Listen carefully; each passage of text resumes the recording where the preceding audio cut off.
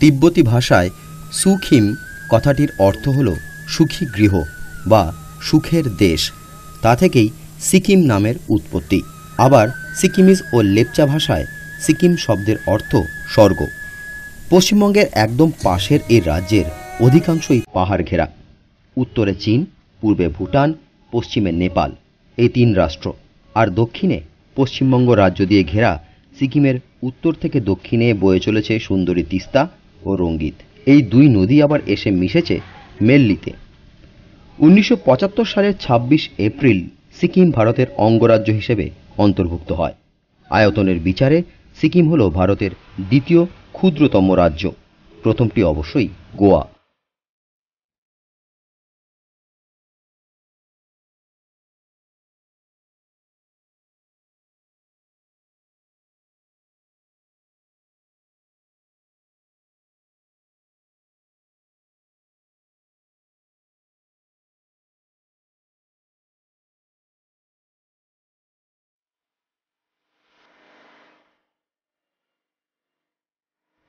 সিকিমের আয়তন 7096 বর্গ কিলোমিটার।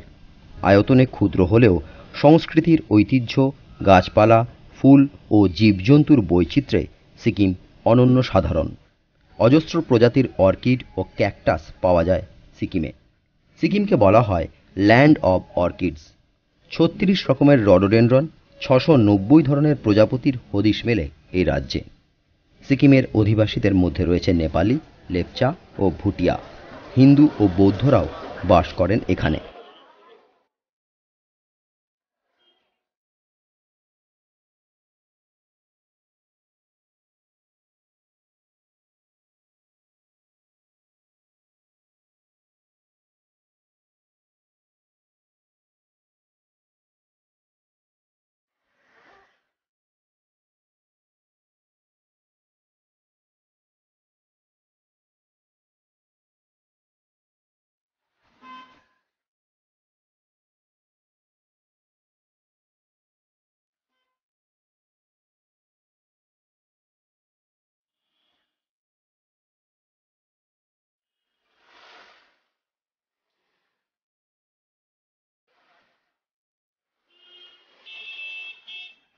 একসময় সিকিমের রাজধানী ছিল তামলং। 1894 সালে রাজধানী স্থানান্তরিত হয় এই শৈল শহর গ্যাংটকে। 5500 ফুট উচ্চতায় গ্যাংটক এক সুন্দর সাজানো শৈল শহর। পাহাড়ের গায়ে ধাপে ধাপে গড়ে ওঠা আধুনিক সুযোগ সুবিধা সম্পন্ন এই শহর সময়ের পরিসরে ক্রমশ বেড়েছে। তবে পরিচ্ছন্নতা বজায় রাখার ক্ষেত্রে ফুল মার্কস পাবে এই শহরের মানুষ।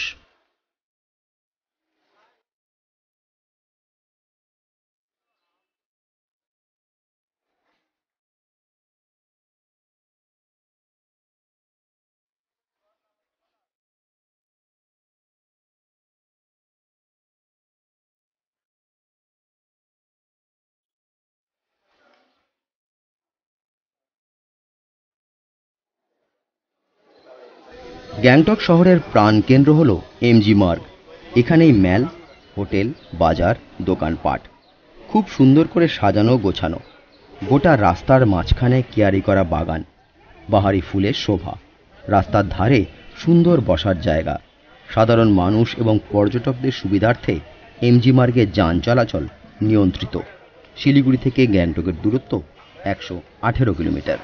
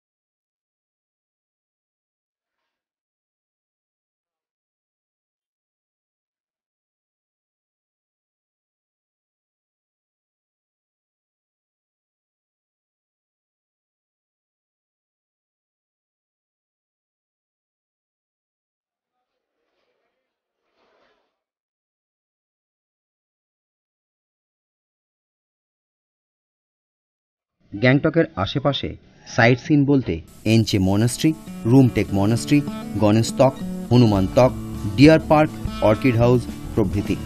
কিন্তু রোপওয়ে চড়ে পাখির চোখে গোটা গ্যাংটক শহরটাকে দেখার মজাই আলাদা। দেওরালি বাজার থেকে নামনাং জিপ স্ট্যান্ড হয়ে রোপওয়ে যায় সেক্রেটারিয়েট বিল্ডিং পর্যন্ত। কেবল কারে বসে শহরের ওপর দিয়ে মেঘের মতো ভেসে বেড়ানো।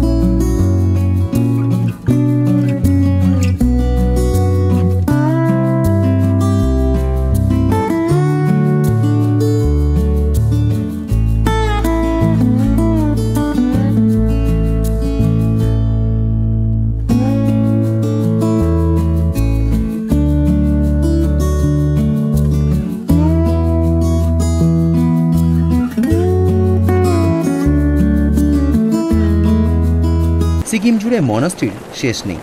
প্রচুর নামী ও প্রাচীন মনাস্ট্রি ছড়িয়ে রয়েছে এই রাজ্যে। তবে এর মধ্যে রুমটেক মনাস্ট্রির কথা বিশেষ করে উল্লেখ করতে হয়, কারণ এটাই সিকিমের সবথেকে বড় গুম্ফা। সুদৃশ্য এই মনাস্ট্রিটি 1717 সালে তৈরি হয়, কিন্তু আদি গুম্ফাটি আগুনে ভস্মীভূত হওয়ার পর 1960 সালে নতুন করে নির্মাণ করা হয় এই গুম্ফাটিকে। বৌদ্ধ সংস্কৃতির নানা নিদর্শন দেখা যায় এই গুম্ফাতে। গ্যাংটক থেকে রুমটেক মনাস্ট্রির দূরত্ব 24 কিলোমিটার।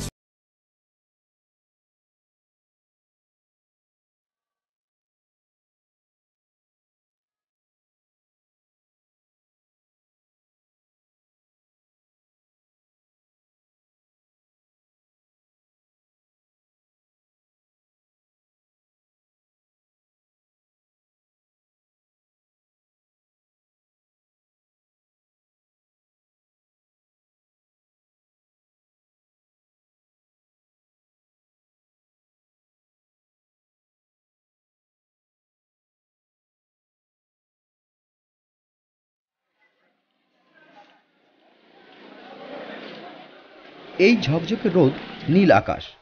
এমজি রোডের বেঞ্চে বসে গরম কফির কাপে চুমুক দিতে না দিতেই ঝমঝমিয়ে বৃষ্টি। এক পশলা বৃষ্টি এসে ভিজিয়ে দিয়ে গেল পথ ঘাট। শেষ বিকেলের আলোয় শহরটাকে ভেজা পোশাকে দেখতে ভালোই লাগে। দিনের শেষে গোটা শহরের মানুষ ও পর্যটকরা যেন নেশার মতো ছুটে আসেন এমজি মার্গে।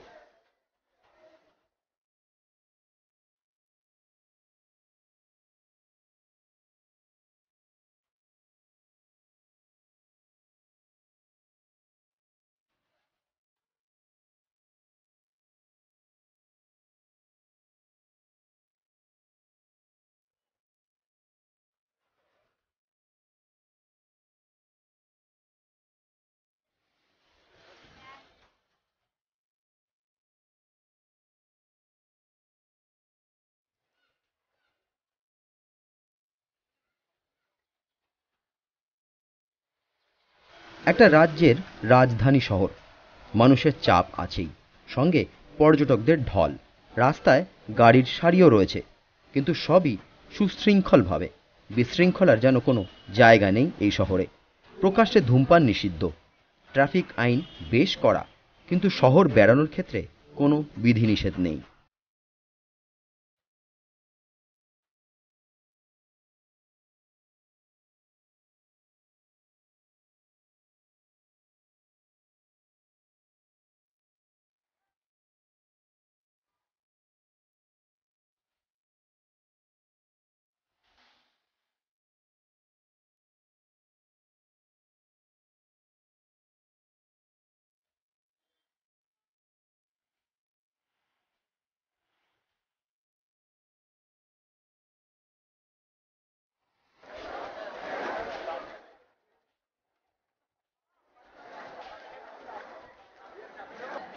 দিনের আলো মুছে যেতে আলোর রোশনাই, হিমেল হাওয়া গায়ে মেখে সবাই যেন অবসর কাটাতে ভেঙে পড়েছে এমজি মার্গে।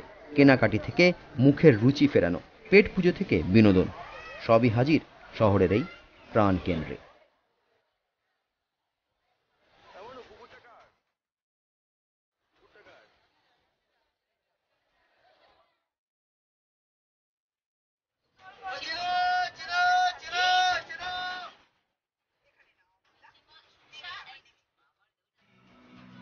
গ্যাংটককে বিদায় জানিয়ে শিলিগুড়ি ফেরার অনেক উপায় থাকলেও গ্যাংটকের এসএনটি থেকে বাতানুকূল বাসটি করে ফেরা বেশ লাভজনক এবং আরামদায়ক, তাই এই তথ্যটি দিতে ভুললাম না।